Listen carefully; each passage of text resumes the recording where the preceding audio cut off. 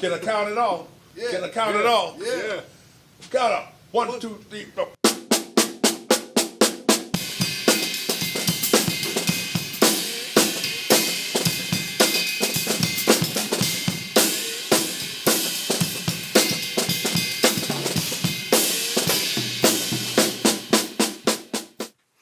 Clyde and Jabo. Wow. I think I could best say it like a lot of us drummers, especially in my generation. We grew up practicing and playing and dancing and just living off of these songs and these grooves. And we didn't know who they were, whether just, they didn't put their names on certain records or, you just didn't know which one was on which. But I just, doing your research later on, you find out who's who and what's what. And I mean, I was always a big, huge James Brown fan, probably more so now than ever. And there's not enough good things I can say, about the two of them. I do appreciate them for paving a way.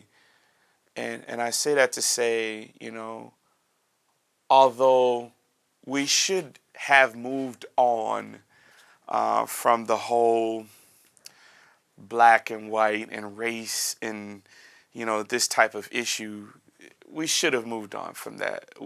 A long time ago. I do want to say thank you for the African-American side, them paving a way at a certain time in history. And I think I'll just leave it right there without getting too deep. I just want to say thank you for pushing through for cats like me. And I will forever be a fan. I mean, it's too much. There's too much to say. I mean, every time I put on James Brown, I just lose a little bit, So, thanks, guys. I greatly appreciate you. Mad love here. You don't ever ask me to play like somebody else.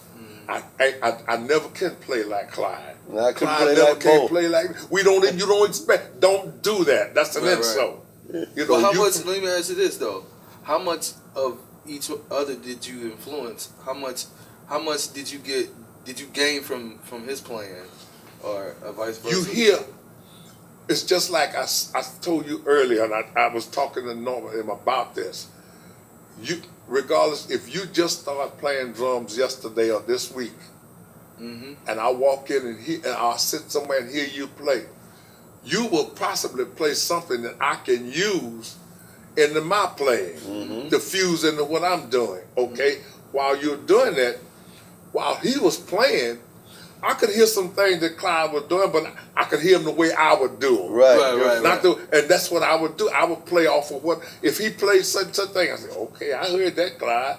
And then I go back, but I'll play it the way Jabo plays it. Right. And I can hear you play or hear somebody else play. That's the reason I don't ever say what drummer, who inspired you to do what you done, and what the good Lord blessed me to have this talent. Right. I play like I play. I it. like to hear everybody. So there's no number 1, number 2, or number 9, or number 90,000. I don't care. There's none of that to me. It's a drummer that's playing, and you love to hear them play. Because you can never say who's number 1 or who's the top drummer in this, because you never heard it. All I had was some Clayton Philly told me, when you hit the drums, hit them hard.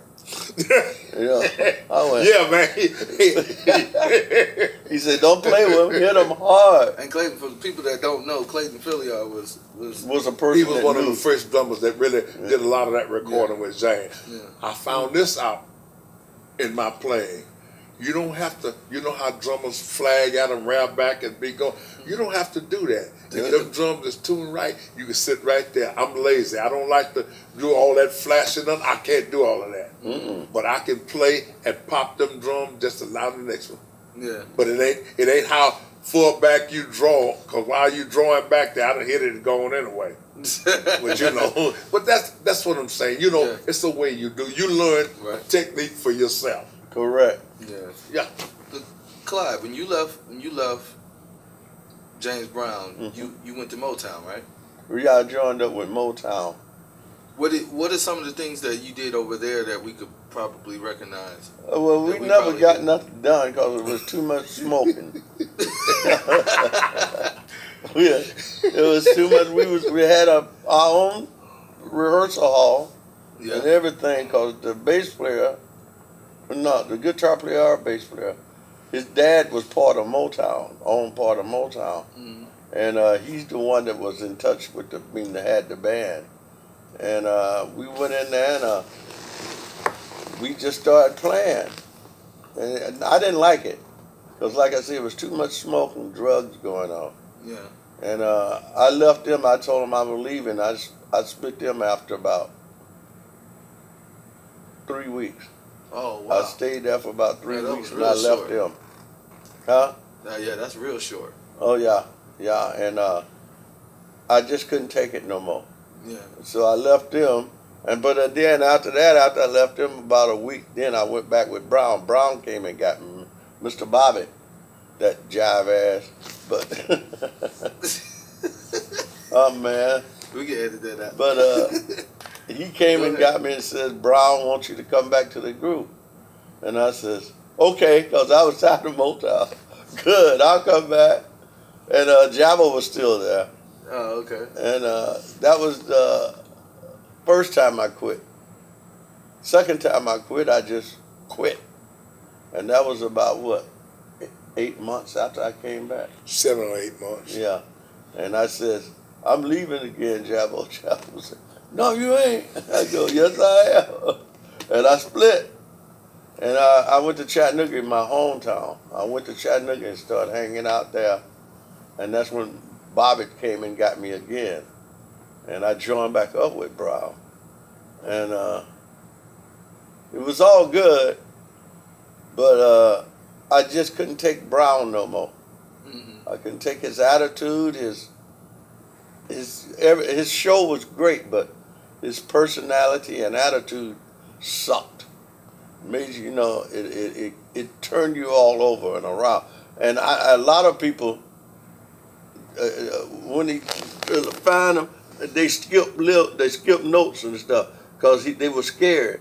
He go, and they go, ha, boom, and boom, something different. He go, no, and then he fired him.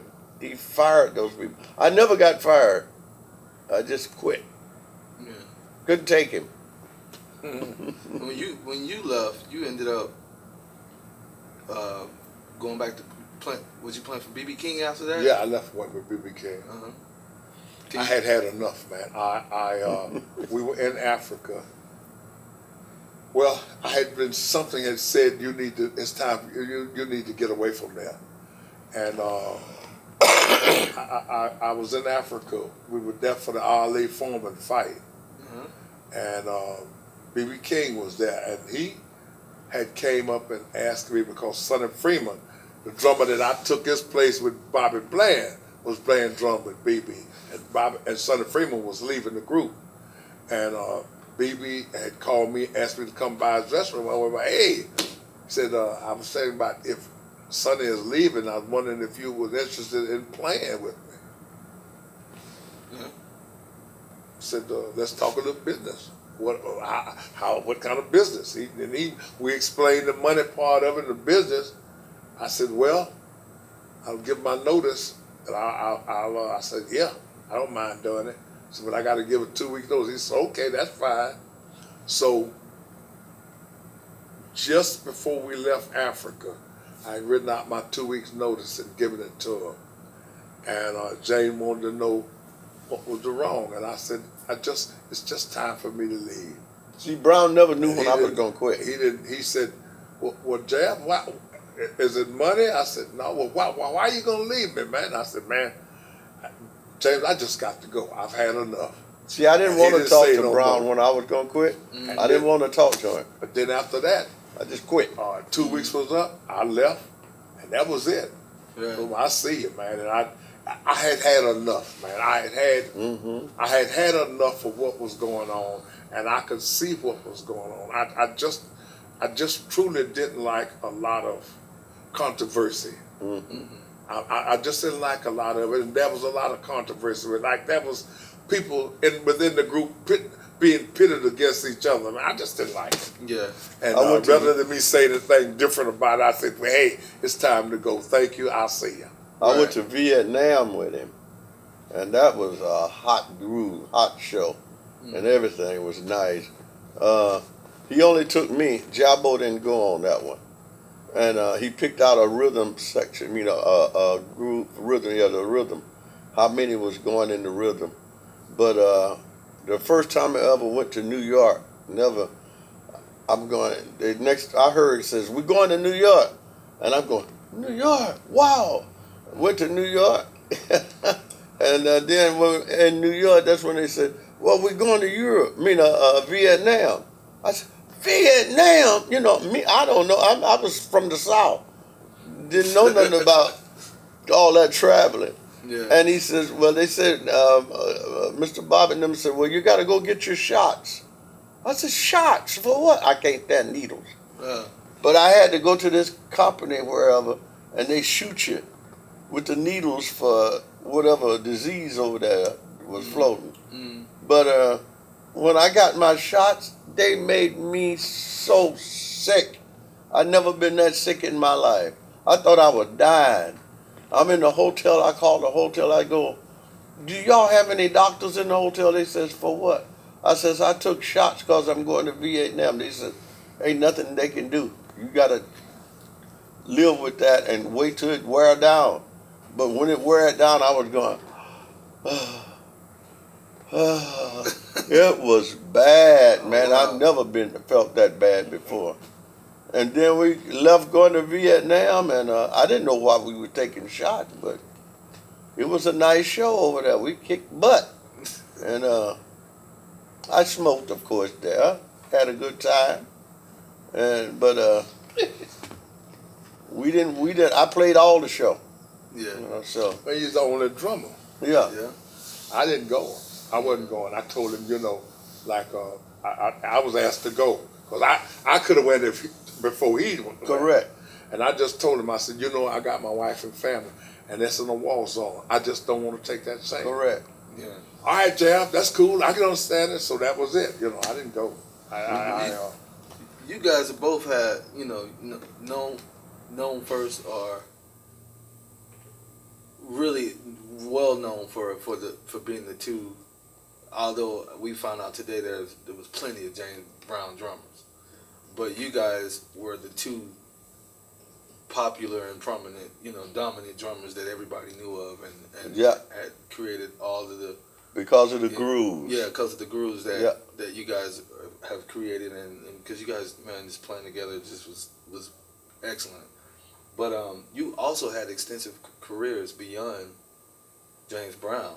Oh yeah. I want to talk about that as well. I know you dropped a bomb on me yesterday. You told me you were the drummer for Janet Jackson's "That's the Way Love." But that's the way love goes. Yeah. Yeah. Can you talk about that for a second? Well, after it was done, that got to be a pretty big tune. Yeah. And I think it was trying to figure out somebody at Polydor. They were critiquing rhythms, I think. And then whoever was at Polydor said, wait a minute, that pattern, that's Jabo playing there. And then, they said, no, it's not. That's not Jabo. He didn't play drums on that. He said, that's his drum, that's him playing these drums right there. Said no. So they went and got the tune, I forget whatever tune it was, and matched it. And matched it note for note, that's what I was playing. Then that came up to say, well, hey, he gave me a little award for it and all that stuff. So I got paid for that too. Because if they had never critiqued it, I never would have got paid for it. I know because they said it wasn't me playing, but they found out that it was me. Right. Well, we didn't get paid for studio work.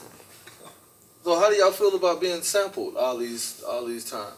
You all know, these times you've been sampled. For me, I like it. for me, it's fine. It's fine. It means that somebody has been listening to what you were doing. Mm-hmm. Okay, you sample it.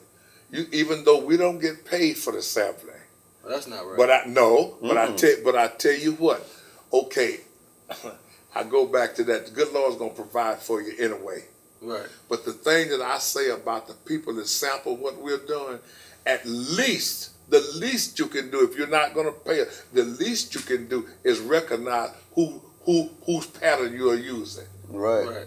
This is a pattern that came from Clyde Stubblefield, whatever, with James or Jabo Stark. This is their pattern. This is what we're using their pattern. Right. They don't even reckon. They don't want to say that. Right. But you listen to any of them, and there's a part of me or Clyde in whatever your rhythm pattern you're doing. Right. Yeah, it was. There's a part of it now. I like to say it was some of the beginning of hip hop.